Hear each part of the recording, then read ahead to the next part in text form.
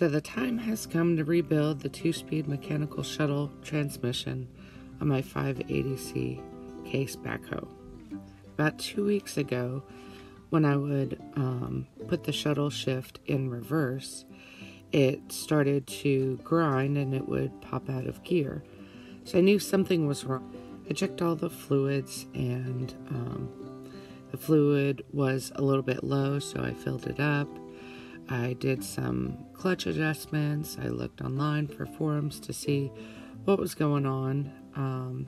Once I did all of the things that I could possibly have done without dropping the transmission, I finally decided it was time to drop the transmission. I searched high and low for videos or forums that would guide me through the process, and I couldn't find a single one. So here you go. My first step was to find service manual, and I found this website, Farm Manuals Fast, that had the service manual, the operator's manual, and the parts catalog. You'll probably need all three of these for pretty much anything that you're working on. And this was a pretty good website, had an affordable price, and offered a discount for buying all three at one time. In section 6410 of your service manual, you'll find instructions on how to disassemble and assemble all of the parts of this transmission. There's a couple of errors in the manual, and I'll go over them as we get to them. First few steps in the service manual go over how to remove the transmission from the flywheel housing, but I'm going to start with it already being taken out. And just to be clear, I am absolutely not a professional. I have no idea what I'm doing. I just like the challenge that transmissions provide. So the first thing that I did was drain the hydraulic oil from the unit and remove the breather tube with an adjustable wrench. Here's what the breather tube and O-ring look like coming out. Then I used a 1/2-inch socket to remove the 8 bolts that hold the housing cover plates on. So there's 2 housings. One is the shuttle housing and the other is the range housing. This is what they look like with the cover plates removed. In step 11 of the service manual, there was a little bit of confusion since the picture shows the shuttle housing on the left and the range housing on the right, but this graphic shows them reversed. So when you're trying to determine the place that you have to measure the distance between the shift fork and the housing is within the shuttle housing, between the fork and the side of the housing where the shuttle housing meets the range housing. I hope I didn't make that more confusing for you. So here we have what it looks like in real life. That small part of the shifter rail is where you're going to measure, right here between the fork and the side of the housing that meets the range housing.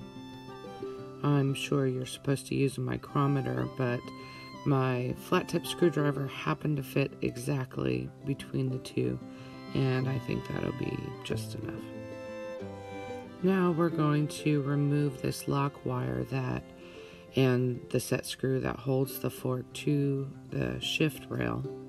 I just took a pair of needle nose pliers and untwisted the twist of the wire, and then worked it on around through the hole in the top of the screw and pulled the wire out. To remove the set screw, my wrench and even the socket didn't fit in there against the sidewall very well, so I found that my extension fit perfectly, so I used it with an adjustable wrench to remove the set screw. Next, I had to drive the rail through the case so that I could remove the shifter fork. And to the right, you can see I just put a paper towel to cover the detent ball opening.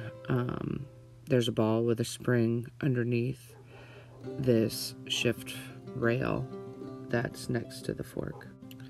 I used my extension and a little hammer. At first I used the large end of the extension, but as I got further in there, I had to use the smaller end to drive the rail through and then remove the shifter fork. The next step is to remove the bolts which hold the two housings together. I found that doing them in pairs was better, so I was able to separate the bolts. The ones in the top of the housing were really short, ones in the middle were long, and the ones on the bottom were medium length. And then I stuck a flathead screwdriver in between them and pried them apart. I'm going to have to replace this gasket that goes in between them, and we'll go over that in the parts section. So here they are separated, and shuttle housings on the right, the range housings on the left, and that's one of the gaskets I'll have to replace. So here are the parts that we have so far. We've got the 8 bolts that hold the shuttle and range box covers on.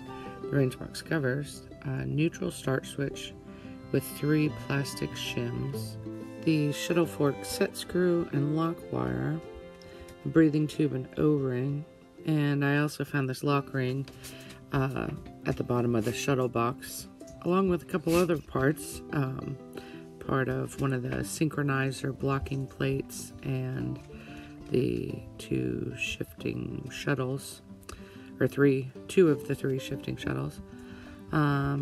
Here's the shuttle shift fork. Then we've got the shift rail and the 6 bolts that hold the 2 housings together. Next we'll get to the clutch throwout spindle with the 2 bolts and 1 nut that hold it to the input shaft and the housing. When I placed the unit up on end as per the instructions, 3 metal discs and the detent ball fell out. I didn't find the spring, and I'm assuming that the metal discs are spacers, to space between the housings. And on step 17, where it says remove the bolts securing the throwout spindle, it's actually 2 bolts and 1 nut. As you can see here, there's the bolts, there's the nut. I used a 9/16 socket to remove them and a flathead screwdriver to pry the throwout spindle off of the input shaft. And here's a picture of it coming off the shuttle housing. The next step is to chisel out a thin portion of the idle shaft lock nut that gets pressed into this slot so that the shaft doesn't move after the lock nut is installed. Then you place a flathead theoretically in the slot to hold the idle shaft stationary while loosening the idle shaft lock nut. Well, mine was terribly rusted and took several hours and lots of loosening with impact wrenches and everything else you could imagine to loosen this nut. I looked it up and tried to find the part, but apparently it's obsolete, and even though I contacted one of the dealers for CNH, they said they could no longer get me the nut. So you might not want to be too rough on it while trying to remove it. After having this problem, I was able to find a vendor at Tractor Stuff that was able to order the nut for me. So go ahead and beat it away, but don't mess up the shaft because that's quite a bit more expensive to replace. Step 21 calls for installing a 1032 5-inch threaded rod into the idler shaft. I had just kind of beat up the end of the idler shaft a little bit, removing that bolt, and so plus I didn't have that exact size of threaded rod, and in reading it didn't look like I really needed it, so I just pushed the idler gear into the hole and I was able to remove the input shaft. I will have to find a threaded rod for installation of this reverse idler gear later on. So here's a look inside of the box after the input shaft is removed. We can see the brass blocking plate that did survive on this synchronizer assembly, and the other one I found at the bottom of the case. And next we're going to have to remove a lock ring while the synchronizer is still in the box. It's a little bit tricky, and you can definitely use an extra pair of hands because these are pretty thick snap rings, lock rings, whatever you want to call them. But you generally spread them apart with a pair of pliers, and while they're apart, you keep the space separated between the shaft and the lock ring with one flathead screwdriver. And then you come in from the other side and lift it up with another flathead screwdriver. Once it's out of its slot, you can work it up around the shaft, turning the shaft and getting more of that screwdriver up under the lock ring. You just want to make sure it doesn't snap back down into the slot, which generally happens several times while trying to remove these things. Another trick on removing these snap rings that I used on the input shaft lock ring was once you get it separated and get a flathead under part of it and you work it around about 1/3 of the way, you can get part of the lock ring up over the lip if the lip is small enough, and then you just slide it over to make enough space for the other side to come out easily, and then you sort of twist it and pry that other end out of the slot and it pops right off. So here we've got the main components of the shuttle housing. We've got the input shaft on the left, the synchronizer assembly in the center, and the output shaft on the right. You can see the output gear is stuck on the right side of the synchronizer assembly, probably because of the blocking plate that I found at the bottom of the housing. And so I'm going to need to replace the 2 blocking rings, the 3 shifter plates, and the output gear because it got really chewed up. I'll also have to replace the locking rings on either side of the synchronizer assembly. Here's the one I found in the bottom of the case. It doesn't have a clean break, so it looks like it gradually just rusted. I guess it sat for a while before I bought it. And here we've got the output shaft. Everything looks good except for that output gear, which is quite pricey. So that's essentially what I guess was grinding after the blocking ring broke, and I kept trying to make it work. These, I call them shuttles. They're also called dogs or shifting plates. They slide between the grooves on the synchronizer in the brass blocking rings, and tell it to go forward and reverse. They're not very expensive to replace, and I found a good website with a really sweet couple.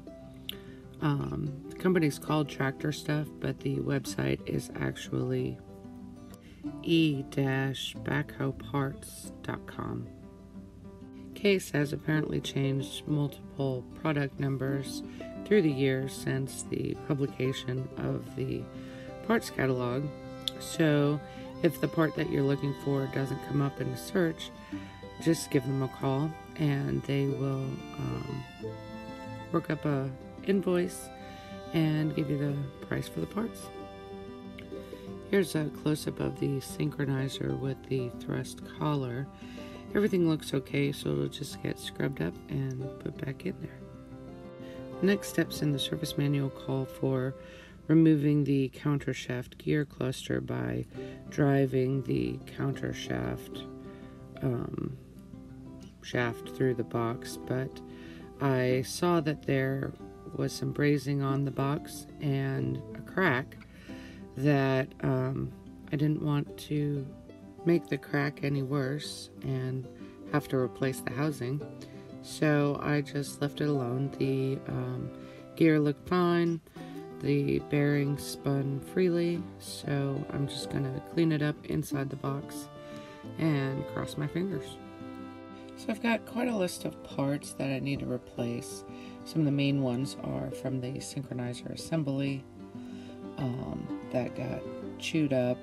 I'm also going to replace some seals and some filters while I'm in there and doing stuff. These are the Synchronizer assembly parts.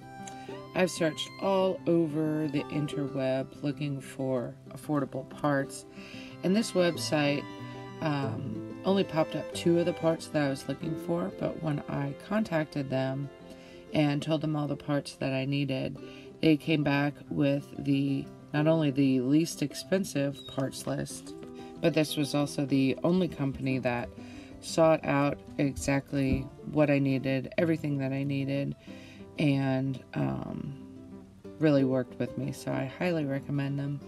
Tractor stuff at e-backhoeparts.com. Have a great day.